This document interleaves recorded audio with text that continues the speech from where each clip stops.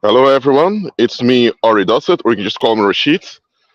Um, I'm here outside. You can see. Let me just show you a little bit over here. The smartphone is stuck on my bicycle. I'm outside. You can see, and let me pull it back up. So I'm outside recording this live stream, and I want to address a biblical topic over here that's seldom discussed, even in the YouTube sphere. Well, before I continue, can you confirm if you can hear me clearly, please? Let me know in the live chat. I move away from the road, the big main road over there, so there's not too much background noise. So please let me know if you can hear me clearly. Thank you very much. I'm nearing a government building over here and a library, but I'm not using Wi-Fi, so that's good. Dion can hear me clearly. Chiquita can hear me clearly too. Okay. The rest is here. Please let me know. And I know you can hear me clearly, but please let's help me know in the live chat, please. Thank you very much. The live streams are meant for interaction, so I expect you to interact. It's a bit dark over here. I'm coming to the sunlight very soon. You can see me much better. But okay, I've addressed this topic. I've addressed the story often on this channel. It's a story of the two demon-possessed men that Christ said the Christ made free. In in one of the Gospels, it talks about two demon-possessed men. In other ones, only focus on one of them. But there were two demoniacs. A demoniac is someone who's under strong influence of evil spirits. Okay? So you had two men that were possessed with legions inside their bodies. A legion is between 6 to 10,000 evil spirits. And, well, they were so mentally gone, they would hurt themselves, they would do self-harm, they would harm themselves and explode on other people, so the public had to put them in chains. Problem is, they often break those chains and roam free on the streets. There was this, what's called a necropolis, this tiny a village they've built for the dead around there. It was a burial site, but they built like a village where they would bury people. And was also a herd of swine over there. They were managed by two herdsmen. So let's go through the scenario for a moment. You have this township, Gadara. Okay, it's a town. You also it's at the countryside near the lake. In Gadara, there's a population live there. Absolutely, a Greek-speaking population.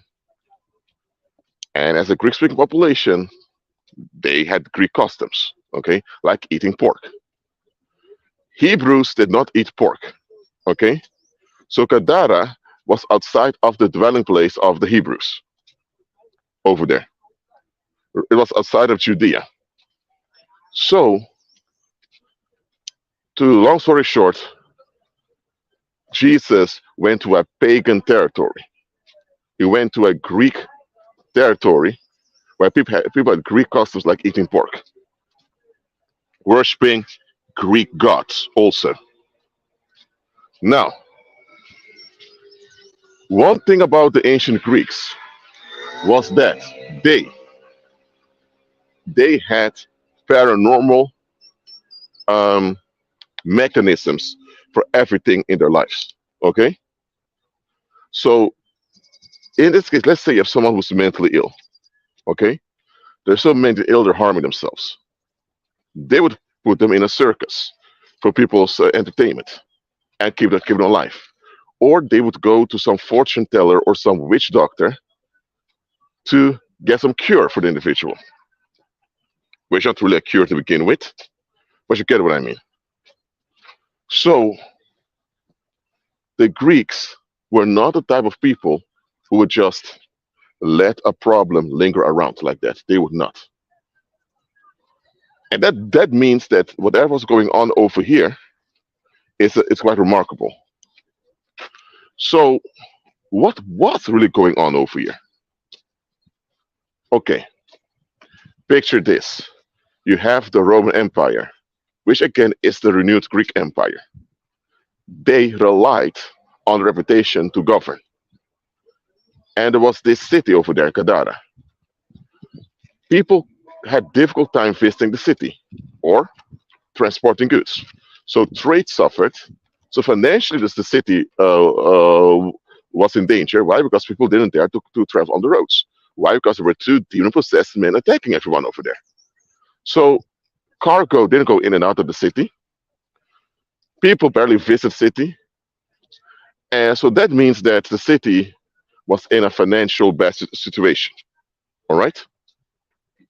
If there's no trade coming in and out, you're in trouble. Simple as that. I'm going to sit right over here and finish the live stream for you. Hold on. So this city, or let's say this township, Gadara, had a big problem. Well, problem. They couldn't have trade easily because this demon-possessed maniac that was on the loose. Now, why did the people of Gadara tolerate this situation? I mean, your hometown, including the countryside, is haunted by two mentally ill, demon-possessed men who are running around naked, attacking people, destroying cargo, and they're also hurting themselves, screaming all over the place. Why would you tolerate something like this? It's at your financial disadvantage for something like this going on. This is one thing you need to realize. Secondly, Rome, because Rome governed the area, Rome had governors with military capacity over there. And the military had auxiliary troops also, local patrol officers. They had no police force back then over there, but had a patrol, they had local patrols. Why didn't the local patrols, nor the military, deal with this? I mean, send a cohort of soldiers over there. I believe it's around 100, if I'm correct. Send a cohort of 100, let's say 100 soldiers. They should be more than capable, armed soldiers. And Roman soldiers were heavily armed. Send 100 soldiers. Or better, send 100 cavalry soldiers, soldiers on horses. And guess what? You can easily take away those two men. Simple as that. So why didn't the military nor the local patrol officers intervene? I mean, it's an embarrassment for Rome that one of their Greek cities is suffering financial harm because there are two lunatics on the loose that are hurting themselves. So when you look at this situation, it shouldn't exist and it shouldn't have happened, but it still happened. That means you have to look deeper into the situation. And this one teaches you right now. When a situation does not add up at the surface level, you have to look deeper into it to see what's really going on.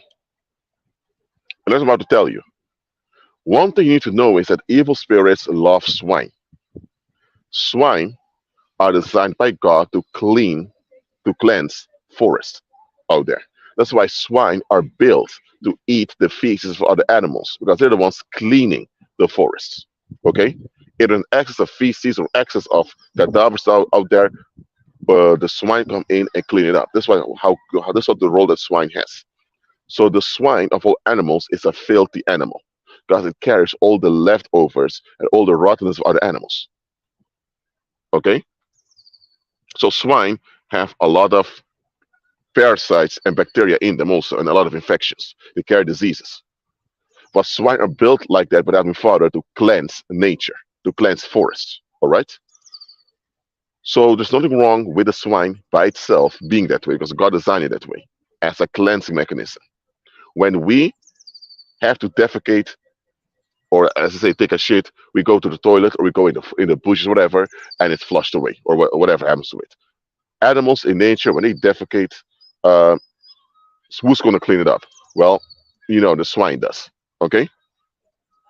So the swine is a filthy animal designed by God to be filthy, so for the good purpose to keep nature clean. Now, evil spirits, they became filthy, they became negative creatures, but not out of necessity. But they want to claim like their fallen state is a mistake by God, and therefore they have a redemptive purpose, which they don't really. So they like to compare themselves as swine. Evil spirits love to compare themselves as swine. And also because the swine is an animal that carries a lot of filth, evil spirits are filthy, they love to be around swine or in swine. You get me? So if nobody told you before, now you know it. Evil spirits, they love to be around swine. They do. All right. Hey, Joanna. Hey, Dr. Feline, Les Brown, Dion. Yeah, glad you're all here. Chiquita is here also. So evil spirits love to be in swine. Okay. And guess what? The Greeks, ancient Greeks, worshipped those fallen angels. So if you worship evil spirits love swine. It's a wonder swine's a big portion of your diet. Absolutely. And to understand this, you had over 2,000 swine over there. Swine are wild animals. Get too many of them in one location, and it can go wrong. They can turn on you. They can devour you, kill you. If the children around the children are in danger, yeah. If you have a farmland over there, well, guess what? Forget about your harvest because they eat all the crops. So to have a town over there and a countryside, and you also have a herd of swine of 2,000 swine, it doesn't add up. You don't want swine around the countryside. Absolutely not. If you breed swine, you breed them on a distant location, far away from the farm. Simple as that. And even then, you don't do 2,000 all at once. So the whole situation was unusual. All right. So understand this: Gadara, that's that town, and the countryside suffered financial hardship. Why? Because trade couldn't happen smoothly. People couldn't easily travel over there because there were two mental ill, demon-possessed men hurting themselves, exploding all over the place. Okay, the Roman military nor the local patrol officers they did nothing about it. So what was really going on? It's like this: a population of fallen human beings produces unrest. Okay, all human beings that are not born again and renewed in their mind produce unrest. So all of us produce unrest, whether we want it or not. That's what it means to be fallen. All of us were born in fallen states. All of us eventually began to generate unrest. This psychic unrest will harm you psychologically and physically, and also affect the environment, the plants, the animals, you name it. So this unrest that fallen mankind generates, it needs an outlet. Because if this unrest doesn't get an outlet, it builds up before you know it explodes. Okay? So the ancient Greeks had the pharmacos ritual. Pharmacos, where we get the term pharmacy from.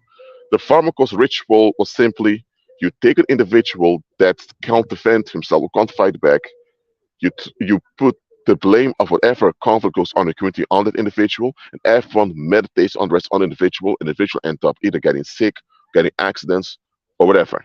Or sometimes the public would join together to lynch the victim. And as a result, the unrest would be cleansed from the community temporarily, because unrest will accumulate again. But at least for several weeks or several months, people are at ease again.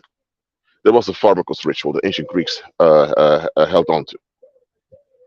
Now, the pharmacos ritual, yeah, could happen in two ways. You had death sacrifices, people that were lynched on the spot. For example, you had 500, 600 people, including children, coming together and they all throw rocks at an individual to kill someone. And once the individual is dead, everyone gets a intense high that they accomplish getting rid of the problem. And because everyone was throwing rocks, nobody can say which rock finally killed the individual. So who's going to carry the blame? You can't go after anyone. So so you had the death sacrifices. Those were victims lynched on the spot, whether it was through crucifixion done by the government, or it was a lynching like stoning. But you also had living sacrifices. A living sacrifice was a victim that was kept alive in a detrimental state, and the victim was prevented by the public from ever getting better. The living sacrifices. Let's see if I have a deck of cards with me over here. Oh yes, I have a deck of cards over here. So the living sacrifices are divided in two categories. Do I have them? Yes, I have them. Here you have two jokers in the deck of cards. You see them over here, two jokers. The two jokers, they represent the living sacrifices of a society. Now, community is a bunch of people living together. Society is an escape mechanism. Now, communities tend to collaborate in thing called society. So, understand the difference between community and society. They're not the same thing. Communities have victims, okay, and the victims are often killed on the spot. But society, which is this escape mechanism the communities participate in, they realize we need to have victims long term.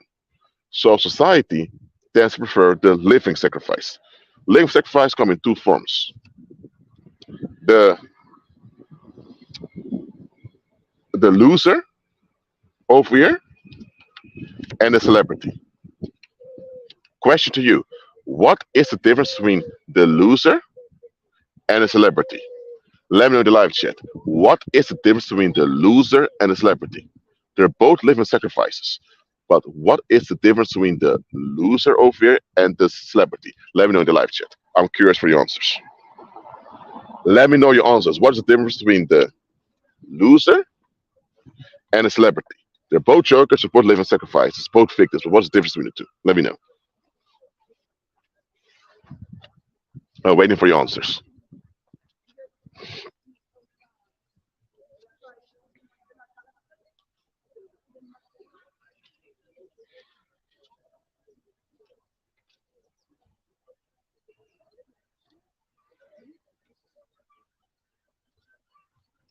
Don't be shy. I'm waiting for your answers. What's the difference between the loser and the celebrity? What's the difference?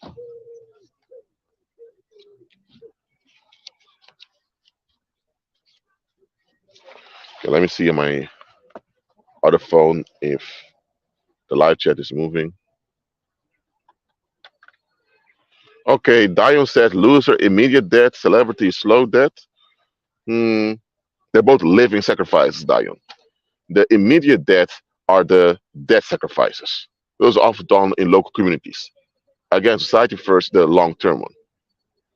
Letman said no differences, both are sacrifices. Well, let me explain it to you. The loser is the one that's openly neglected by everyone. For example, a child was molested by a pedophile. Okay, the child was acting out. Nobody intervened to give the child psychological help for the child went through. The child grows up into dysfunctional adults, and everyone knows this adult is suffering childhood trauma that haunts him, but nobody reaches out towards him. Why? Because now everyone can look down on the grown man or grown woman that's dysfunctional and say, well, at least I'm not worse off like them. That is the loser. The loser is meant to be dysfunctional in daily life and to miss out on life so that others can feel like they matter. Okay, so the loser is an open scapegoat. Everyone knows this individual is bad news because everywhere they go, people want to do them dirty. This individual is a victim. Everywhere they go, they attract problems. Is it their fault to attract problems? So it's not their fault. But still, everywhere they are, there's difficulty because people have issues against them. That's a loser. So their lives are made hard on purpose by the community, and society approves of it. Okay, so they're a victim, and the purpose of public keeps them that way is so that others can feel better off than them. Okay, for example, let's say you have a household. Okay, the parents are emotionally neglectful towards the children, so the parents even scream at the children or act out against the children, and the community allows it. The community does not intervene and stop the parents. One of the children begins to complain when they saying, "Mom, Dad, why are you guys screaming at us like that? I mean, we're human beings too." And dad tells them, "Shut your mouth." And the mother says, "Be happy. You're not like those orphans out there without any parents." And indeed, there are orphans out there who are bonded by the community. Okay? So the orphan is on the street, homeless, having to steal in order to eat. And during winter, it's quite cold for them. So they have a risk of dying every winter. So compared to the orphans, those children are better off. But they're still not in a good situation. The parents are toxic and the community authorizes the toxicity of the parents. So the community is still violating those children. But because they're not as violated as the orphans were fully abundant, the parents now can blackmail the children by saying, hey, at least we didn't abandon you like those orphans are. So be happy. Okay, it's true the parents didn't abandon like those orphans, but doesn't mean that parents have a right to be neglectful and harsh towards them. No, they don't. So the loser is there so that other people don't have to face themselves and improve. So others have their own toxicity they don't want to face and improve. So that's why they need someone who's worse off to let themselves appear better off so that they don't have to take responsibility for their toxicity. But the losers, if they're in your face too often, you're gonna think, whoa, this is a bit off. So to distract the victimization of the losers, you have the celebrity. The celebrity is also a victim, but this victim is being pampered. For example, you can go to a nightclub. For example, why does nightlife exist? Nightlife exists because there's sexual dysfunction in the community, and some of the men are so lazy sexually they don't want to contribute, but do want to get sex. So what do you do with men who have a losing mentality, but they still want to win sexually? You give them an outlet. An outlet is they are neglected women, neglected by their families, who end up escaping in parties. So those men can take a hit trying to exploit those women. You see what I mean? So that's why the nightlife exists, roughly said. So the nightlife is a pharmacos institution of society. You had in ancient times, not the way you have today with nightclubs, but the nightlife right exists in ancient times. It's a pharmacos institution. But all the women going there eventually going to notice that, hold on a minute, we're being taken advantage of sexually. A lot of these guys coming here just want to put their dick inside of us and leave. They do not even make good quality men. So why would you keep coming here? The problem is if those women stop going to the nightclubs, guess how you have a problem because those men don't have a sexual outlet anymore during the weekends. So because they have no sexual outlet, their frustration is going to explode in the community. You're going to have more stabbings, more vandalism, more people lose their mind in the open, screaming, shouting, all of that. You don't want to see all of that dysfunction. So you want to make sure that that are neglected women keep going to nightclubs. So you have to mask the fact that those neglected women have been taken advantage of. So right now, you have the celebrity. You have one of these women who often go to nightclubs and she's always in the DJ booth. She's put on posters. She is paraded in the nightlife in the city. And you would think, whoa, this woman and this woman has a good job too. She works in um, IT or she works at the government. She has a good paying job during the week with a good salary, and she goes to nightclubs, and there she's dancing over there in a sexy dress. She's all those female friends that want to be around her. So she's the celebrity. But guess what? She's being used in a dysfunctional state to make sure the other women who are also neglected keep coming there, so that the men who have a loose mentality have an outlet. So this party girl that's famous locally, she's a celebrity. And guess what? She's in danger, but because she's pampered, the dangers come too close. You have a lot of men that want to do things to her, but because she's a celebrity, the men watch out. And because she's being pampered, the men think, you know what? If I go too far with this woman, the whole nightlife will turn on me. So I don't want that to happen. So she is safe in the sense that she's being pampered and looked after. But the reason she's being pampered is because they want her to remain dysfunctional, to make sure that other women also stay in this functional lifestyle. You get me?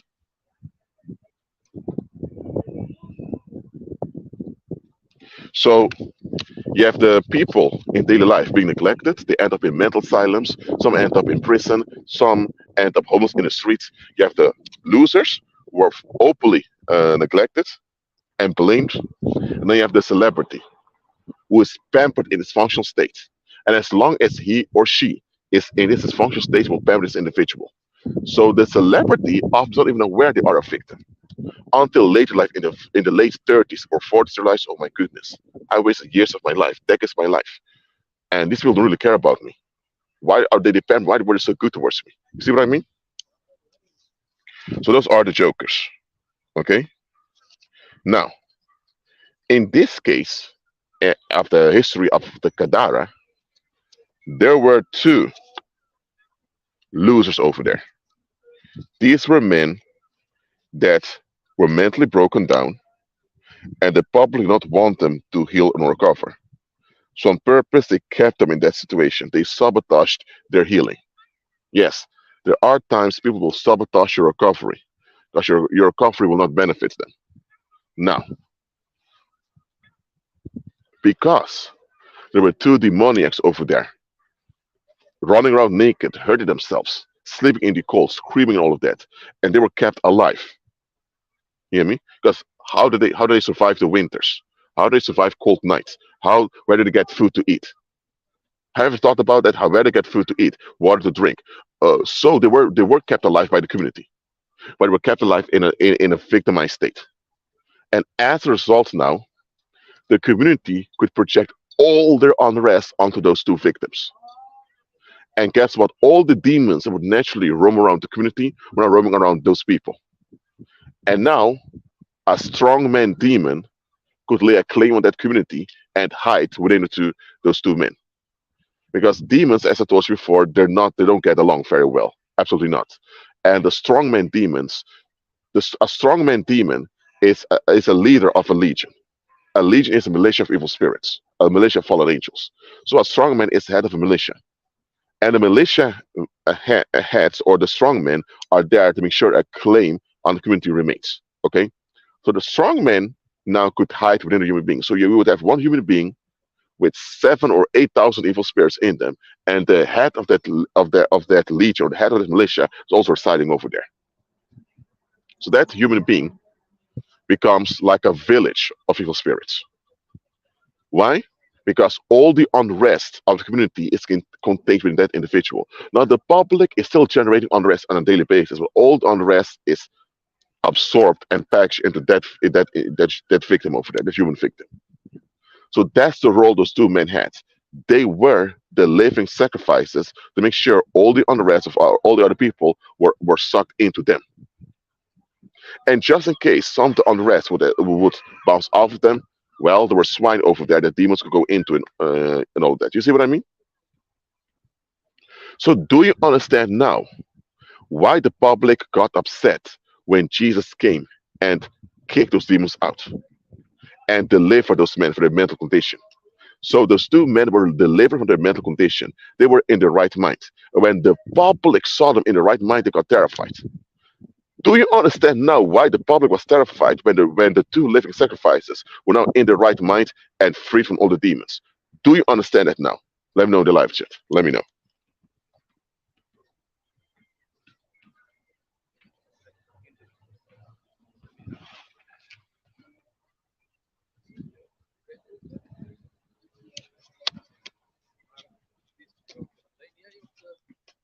You understand now why the public lost it when they saw those two living sacrifices in the right mind and delivered from the demons.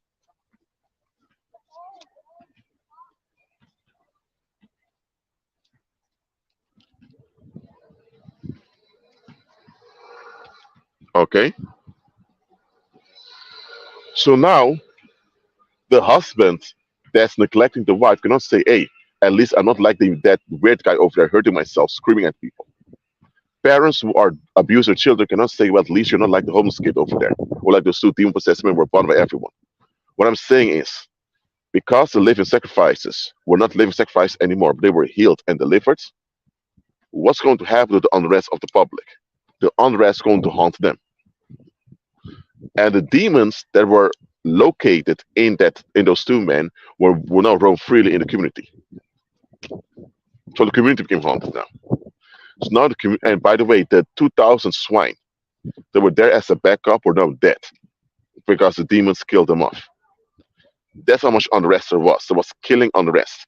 And the demons, instead of going back to the community with the unrest, the demons went into the swine. Because the demons knew Christ wouldn't want to go back to the community. So the demons begged Jesus, at least let us dump the unrest on the swine, the unrest of the public. Jesus agreed with it. So Jesus agreeing with the swine being killed was there to spare the community. So Jesus acted in mercy towards the community because naturally, when Jesus delivered us to demoniacs, it's the community that should have turned on each other in suicide, killing off one another. But not were the swine that did it. So the community should have been happy that the swine that they used as a backup actually became the backup. You get what I mean? But now, instead of saying, Jesus, you must be sent by God, or you must be God Himself, forgive us for being so abusive. Teach us how to be better human beings so we won't have any unrest to deal with anymore.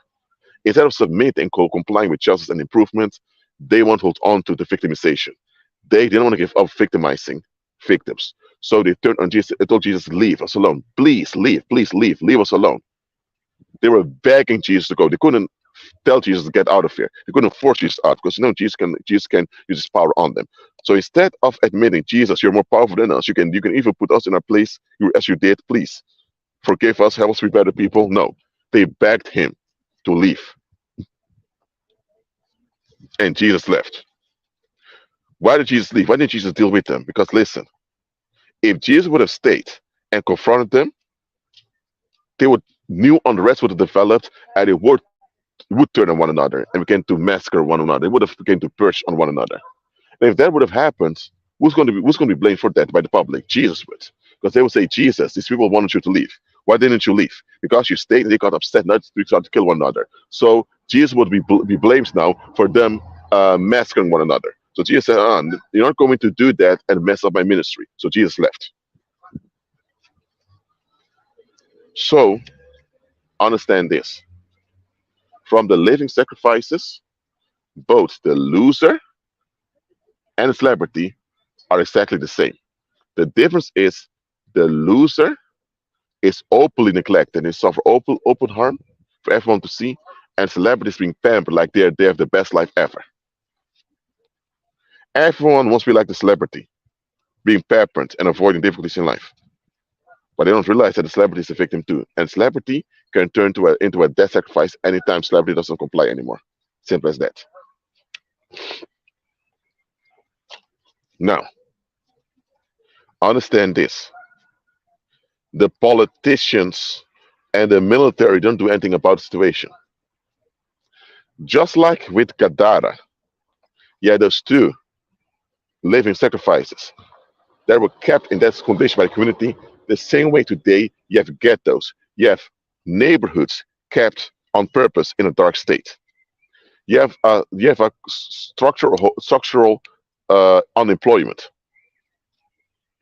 The labor market is organized in such a way that some people end up without a job.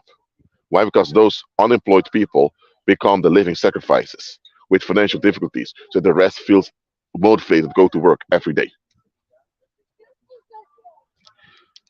There are places where the medical care is so expensive that people can't afford medical care. That's why you have more diseases over there. Why should other people in more um, nourished places feel like they matter more? I'm telling you, the pharmacos living sacrifices are still being used today, and politicians know about it. Mainstream media knows about it. Church know about it. Business people know about it. That's why those places are never dealt with. So when the believer comes by and rescues one of those living sacrifices, guess what? Everyone turns on the believer, want to kill the believer now. Why? Because now that the living sacrifice is gone, what are they going to do with all the angry emotions? For example, orphans. If orphans don't die by hunger or don't turn to criminals later on, how are people going to process those unwanted children? Not every unwanted child is aborted. Some are born. Those unwanted children are born and parents abandon them. What if they stay alive and now begin to haunt the community? What are we going to do about it? Who's going to pay the daycare for those unwanted children? Who's going to deal with those unwanted children when they're adults and they need psychological care? It's going to be a big embarrassment and hurt for the community to deal with. So the community wants to be able to victimize people at ease. You have the dead sacrifices who are killed on the spot, while those to police forces today, established by Freemasonry, they can't do that often, so they want living sacrifices. And that's why communities always say mind your own business. This old mind your own business is to hide the living sacrifices. Mind your own business. Why do you keep saying this mind your own business? So you won't pick up that there's organized victimization going on. And organized victimization It's politically sanctioned. So understand this: the jokers are there to make sure nobody questions society. Where someone is, if someone is a celebrity, they're there to distract you, to let you believe what hard work will get you anywhere. If you are the loser joker, then they're there to scare you into questioning and make or upsetting other people. So the Gadara situation is quite familiar to a lot of situations we have today. But the reason we didn't realize they were familiar is because we didn't know the background of it. So now you understand why sometimes when you arrive at the location, some people don't want you there. They don't want you there as a believer. As a believer, you will notice some places you enter and people show you immediately don't want you there, but they don't tell you to leave either because they don't have any reason to kick you out. If they tell you to go, they will expose themselves. So they will just make this hard on you, okay, push you to leave. Why? Because your presence messed up the organized victimization. And the community there relies on organized victimization to be at ease. Is this clear to you? Why there are places where you as a believer you're not wanted, but they won't kick you out either? Is that clear onto you now? Let me know in the live chat.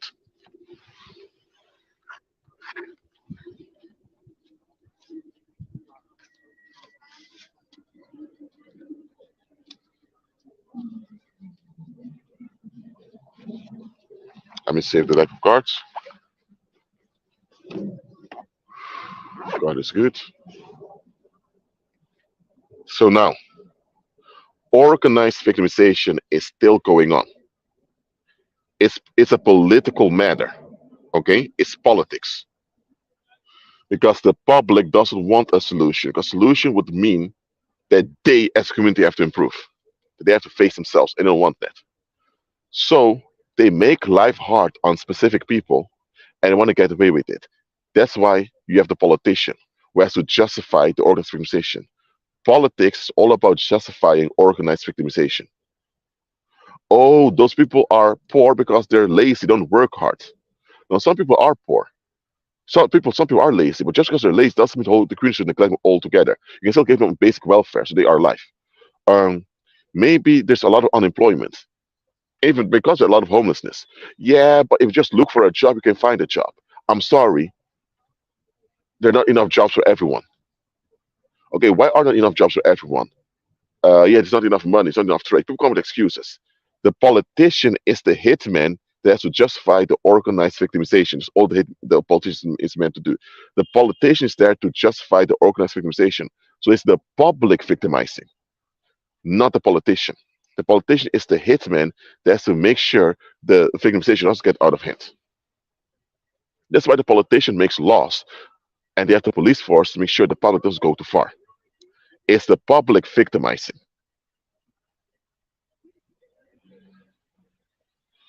Lafayette, that question is unnecessary. Of course, if you continuously victimize in your own neighborhood, you should move to another place. Of course. Amen? Why keep yourself in danger? But understand, the public has unrest because they're in a fallen state. The only way this fallen state can be removed is when they serve the Heavenly Father. As they don't serve the Heavenly Father, they will generate unrest. This unrest is going to haunt the community. The community doesn't want to be haunted. So the only way is to transfer it onto people who can't fight back.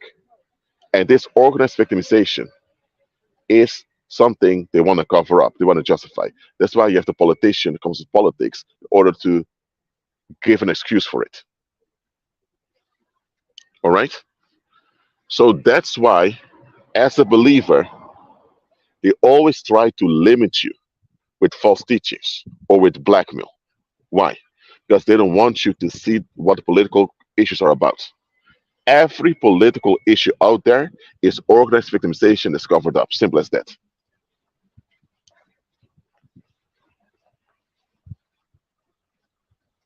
So that's why there's no such thing as a political solution. Because politics is meant to hide the real conflict, which is the public doesn't want to face themselves. Okay? Think about the war in Ukraine now, the Russian invasion of Ukraine. It's a political issue because there's organized victimization is being hidden, both on the Russian side and it's on the Ukrainian side. And there's other reasons for the Ukraine war also, but just to put financial stress on the population, to use financial stress to dry up the sex drives of men. There are more things involved in it, but in any case, it's a political issue because of organized victimization both on the Russian side and on the Ukrainian side. Simple as that. So politics is all about seeking or attempting to justify the organized victimization of the masses. That's why if you are the target of organized victimization, they want you to either die quickly or they want you to be fully mentally gone so that nobody takes you seriously anymore. The moment you survive organized victimization, you are a threat to the glue of society. The social cohesion of society begins to fade the moment a victim survives. And if the victim survives and the victim now has a platform where he can show proof of what goes on, that's a worse trauma. And if you're a victim and you're thriving financially in life, oh my goodness, they really want you gone. All right? So, the Gadara situation is still happening today. Some of you were the target of organized victimization, whether as a loser or as a celebrity. Now you know what goes on. Now you know the why now you know why when you became a believer things got so hard. Now, if you were the loser, you're already familiar with difficulty. So you had difficulty over and over again. But if you were a celebrity, it may be harder for you to cope. Now you become a believer, but you can deal with it eventually.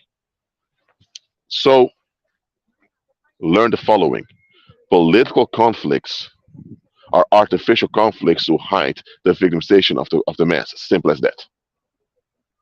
So as believers, we are aware of politics. We may use the politics in our favor, but we're not politically active. So we're not that. Because once you're politically active, you're part in covering up the violence of the mass. Simple as that. But anyway, the live stream's been over an hour, I think. Let me see. Oh, no, not an hour yet. But are there any questions about this topic? Let me know now. I'm about to walk around and make some phone calls to some believers afterwards. But please, if you have any questions, please ask them now.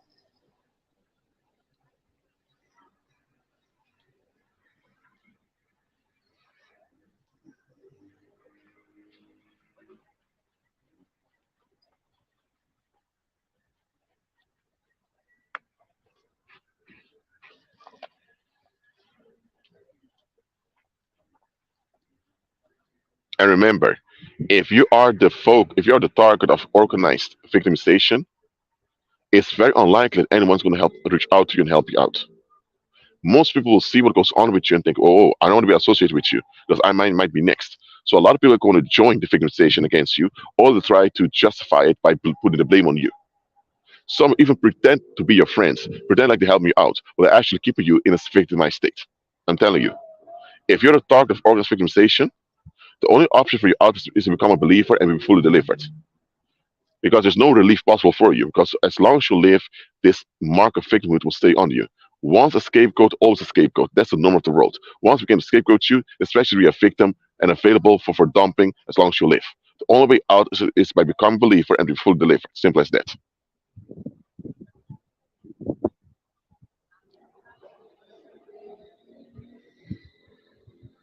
God is good.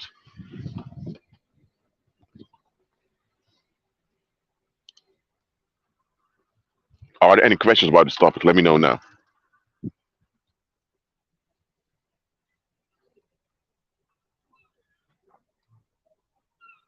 Hmm. If I get no questions within 30 seconds, I'm going to close on the live chat. But the live stream, I mean. So again, as believers, we are aware of politics. We may use it to our advantage, but we're not politically active ourselves. And understand when the public agrees to victimize you, when you're the target of organized victimization, the only way out is by doing the will of the Heavenly Father. Because there's no way you will ever go back to how things used to be. It will never happen.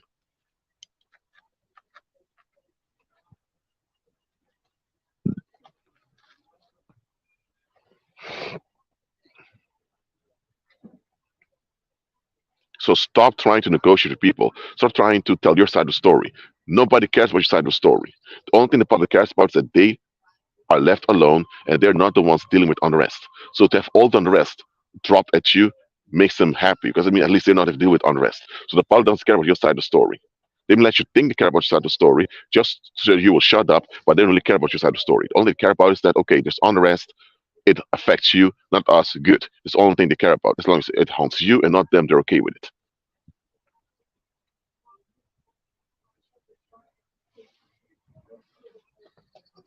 Amen. We'll pray for you, Dion. Don't worry. But anyway, I'm about to make some phone calls now in fellowship. Then we get some lunch soon also. Yeah, late lunch. But anyway, keep agreeing with Christ. Be at peace, and I will see you next time. God is good all the time.